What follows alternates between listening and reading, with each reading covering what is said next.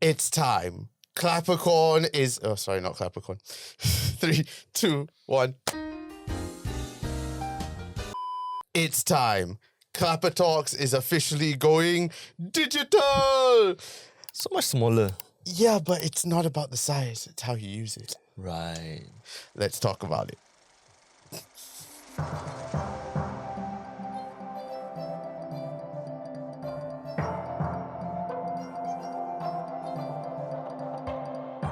Hello there, Clapperheads, and welcome to a brand new edition of ClapperTalks. I'm Nick Dorian. And I'm Kelvin Tay. And today we are going to be talking about a horror film that I think has scarred both of us for life. We are going to be talking about Bring Her Back. This is the new film from the Philippou brothers, who had a massive success with their first film, Talk to Me. If you haven't watched that, if you're not a horror fan, don't watch it. But if you are a horror fan, how have you not watched Talk to Me?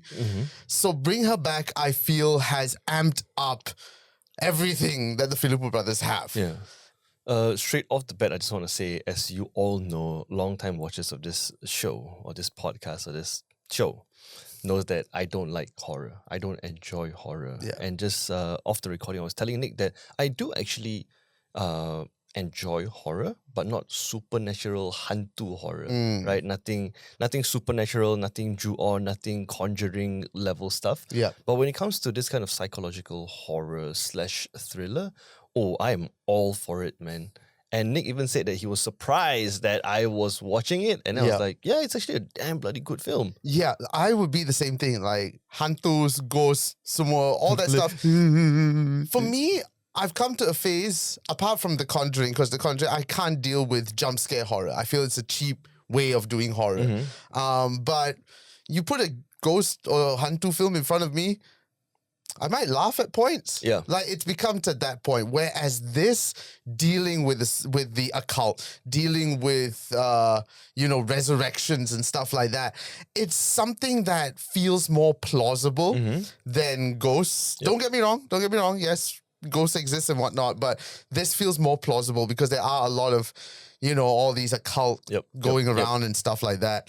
So Bring Her Back really opens this up. This whole notion that you can bring someone back from the dead by doing some sort of ritual with, of course, blood, naked people, standard ritualistic things. So let's quickly touch on the plot, right? Just a summary of it. You start off with this brother and sister who tragically lost their father, and then they were put into foster care, and then they found them a family, and then everything was like, bright. It didn't find them a family, found them a mother. Okay, found them a mother. Yes.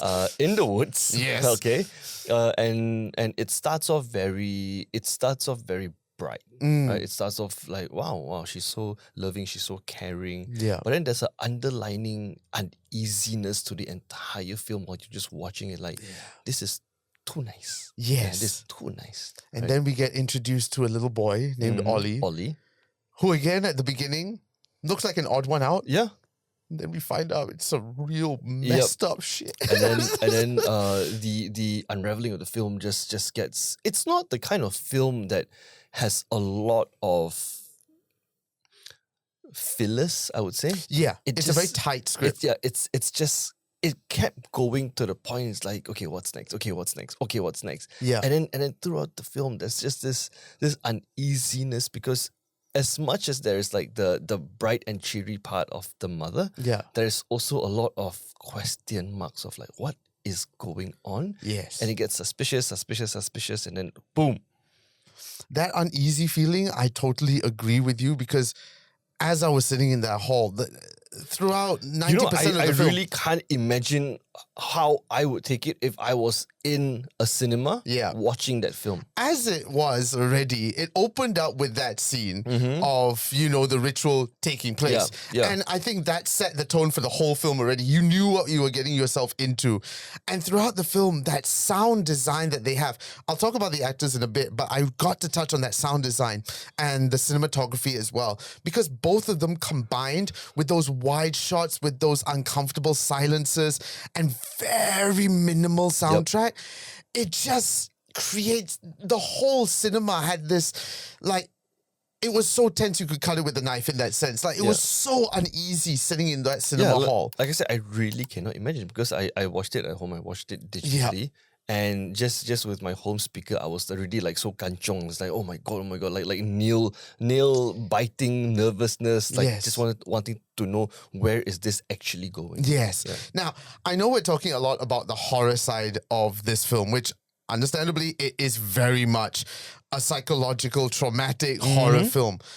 But somehow the Philippou brothers have also managed to add a little bit of heart into it. Yep. Which makes it somehow weirdly relatable. It's the most, and pardon my French here, the most f***ed up story of grief you will ever see. It's, okay, if you were to slowly unpack this, yes, there are there are horror elements. My brain just merged. England! Right? There are a very deep horror and thriller element to this film. But if you truly unpack it, it is scary in the sense where it's plausible, right? Yes. It's like this can happen in our day and age, and people will be like, oh shit, right?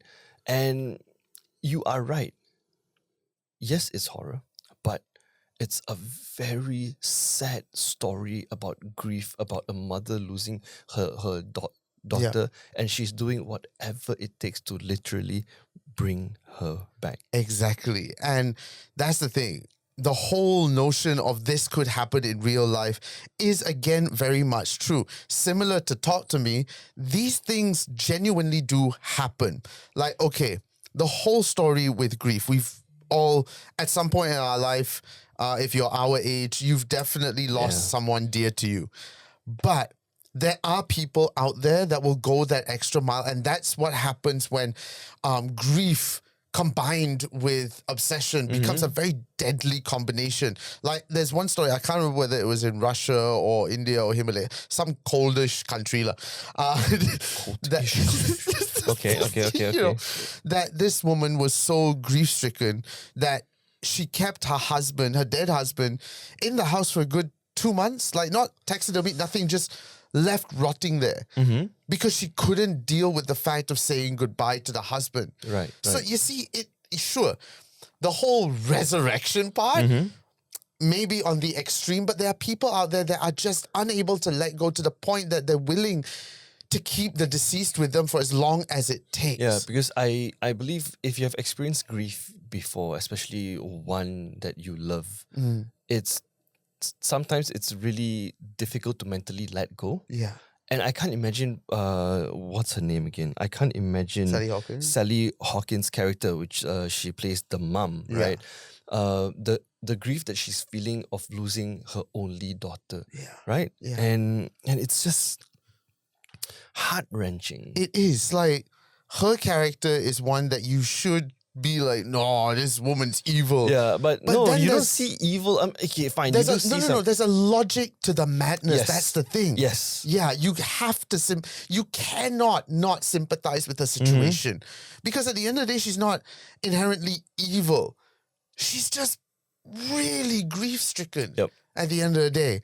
Now, speaking of Sally Hawkins, that is definitely somebody that we have to talk about, because she carried that film on the back of her weirdly, terrifyingly motherly character as, I can't remember the character's name, but Laura, that's it. Which is what we are going to be talking about right after this break. 3, 2, 1.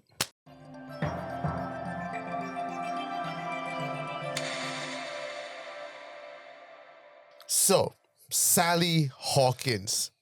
Preface: I know Sally Hawkins from a wonderful, whimsical, hairy movie called Paddington. Yes, which I think a lot of us would know her from Paddington. Of course, being a Brit. She was playing a mom there too. Yes. Right. Being half Brit, we've known her since I was a kid. Like, I've seen her in so many things on British TV and whatnot.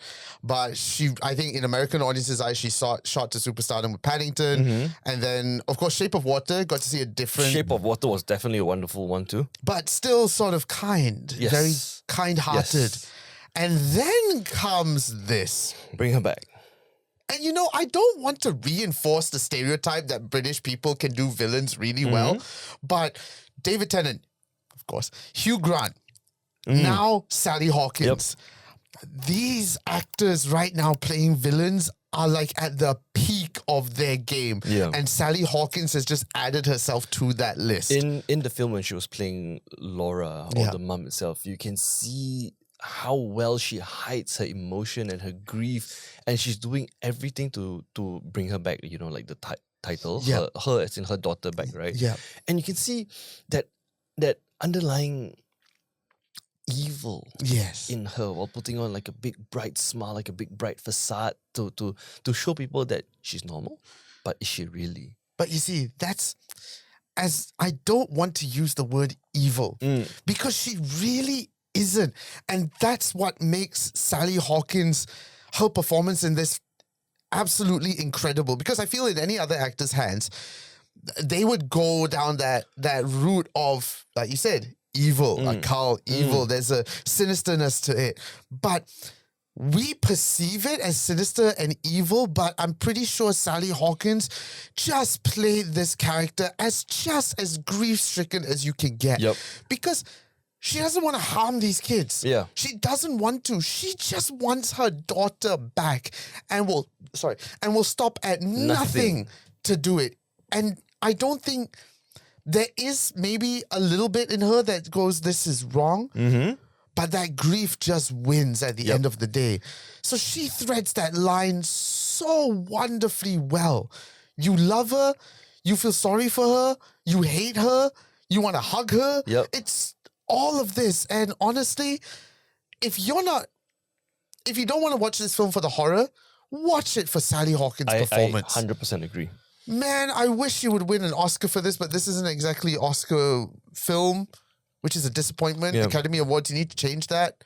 Vote more horror films in your Best Picture categories, please. And while we're on the topic of characters, for example, right, I also want to highlight the two other characters, which is Andy and Piper, played by Billy Barrett and also Sora Wong, right? They play step brothers and sisters in this film. Sorry, I just have to ask because I didn't do any research on this, but is the actress that played Piper really partially blind? Yes, she is, right? Yes, she is partially blind. But hold on. Because I'm sure the Philippou brothers, they won't go that route of just hiring an actor to play a blind person. They would literally find somebody that is partially blind. Yeah, Sora Wong was born with columboma and microphthalmia. Okay. All right, she faces challenges of being fully blind in her left eye. Okay. With very weak vision in the right. So yes. Yeah. And honestly, like, this is what happens. Like, as an actor myself, no discredit to actors that can pull off being blind and whatnot. But there's just a certain authenticity when you get a person that is blind to play this role. And she honestly was fantastic. She was fantastic from the start to the end. Yeah. My heart was just worried for her throughout the entire film. And she's so gullible to a certain extent because her whole life she was being protected by the abusive dad, by the brother that was being abused by the dad, right? And she was shrouded from all this evil in the world, right? And then comes Sally Hawkins' character, Laura, just to win her over in order to sacrifice her later on. Yeah. And there's just such a raw authenticity to their performance that it really doesn't, like you said, we feel so connected to the character because it feels like they're not acting. That is them. Yes. And the boy as well, what's his name? Billy Barrett. Billy Barrett, also that panic, that fear, that what am I going to do now? That it's just that energetic fear in his eyes that just really bring that danger across. And another one I really, we have to mention. Because next to Sally Hawkins, this kid, without saying any words, Jonah Ren Phillips is his name. And he plays the character Ollie. I don't know where the Philippou brothers got this boy from, but my God, you have stepped on a gold mine with this kid. I'm sorry, but even some A-list celebrities could not pull off the performance that he did.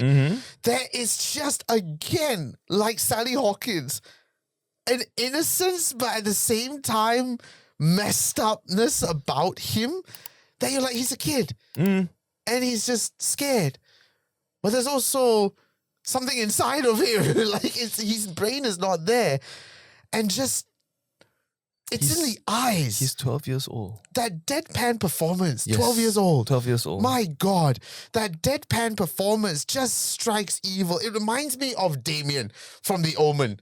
Oh my God. When he locks eyes. Yes. There's just something in the eyes. And like I said, most actors cannot develop that level of eye acting. And this kid did it. Another point I want to highlight about Ollie's character is that he plays a possessed child, right? Yeah.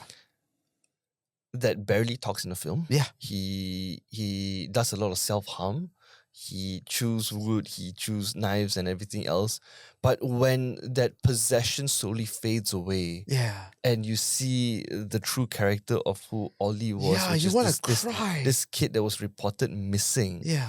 And his voice, oh my God, his fucking voice. I know. I was like, it almost help brought me to tears just hearing that. Right? Help me. Yeah. Help me. And fuck. I think there's... Oh my God, I got goosebumps. It's very hard that for a horror film to affect us in this way, let alone affect you in this way. And I think that is the magic of the Philippou brothers. Like, I don't know what water they're drinking, but their horror films are just on another level. Yeah. It will make you feel more things than just scared. It will make you feel sympathy. It will make you feel sadness. It will make you feel excitedness. Yeah. But at the end of the day, it just makes you feel so much that you will leave that cinema halls confused over what to feel. Yep. Should I feel scared? Yeah. Do I hate this character? Do I love this character? Do I feel sorry for them? Yeah. Is what she did was right, you know? And it just it's that lingering feeling you have of WTF did I just watch while leaving the theater, or in my case walking to my computer to press, exit. Yeah. Exit, and then me and my girlfriend, we were just sitting down. It's like, wow. Yeah, right. Like, it's that wow. Yeah, it's not hantu. It's not supernatural. I mean to a certain extent that there is a bit of supernatural, but not ghost spirit supernatural. It's just a cult. Yeah, right. Like most horror films, you would come out of it going, "What the fuck?" Or like, "Oh man!" This one is just wow. Like, what did I just watch in the best kind of way? I agree. Like okay, sorry. Before we end it, clapper meter. 10 out of 10. For me, it's a solid 9. 10 out of 10. It's a solid 9. Like, Philippou brothers have cemented themselves on my list of, if I see their name in a film, 100%, I'm going to watch it. I don't even need to see the trailer. I don't even need to see the story. I am watching it. Before we end this segment here, I just want to segue a bit on what we talked about last week, which was, sorry, not last week, I think it was earlier this week, which is the ending. Of Bring Her Back. Because I feel like the movie had quite a weak ending. It is a very scapegoaty ending.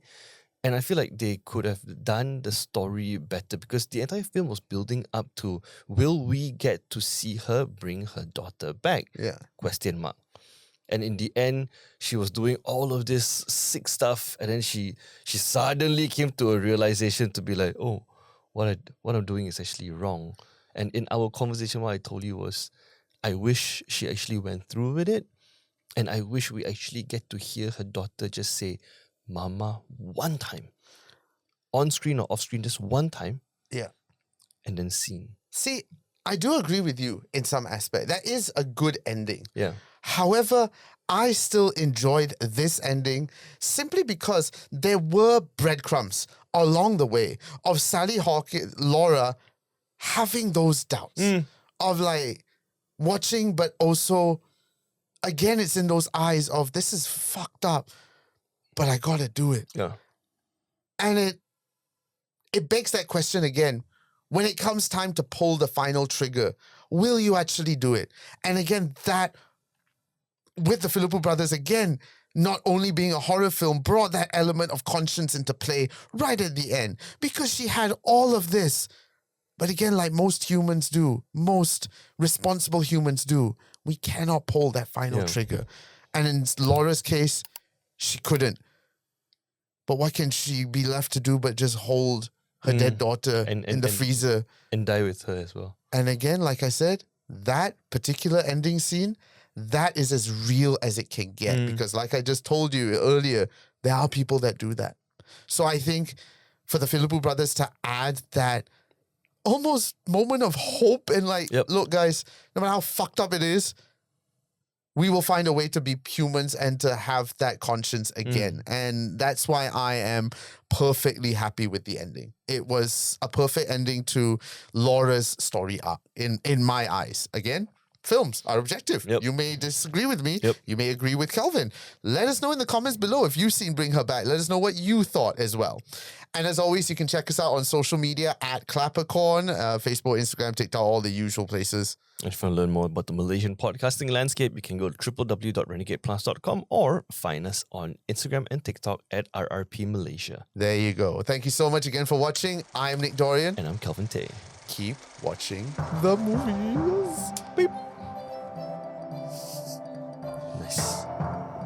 3, 2, 1. Like, yeah, it's true what that person said. It's a great film, but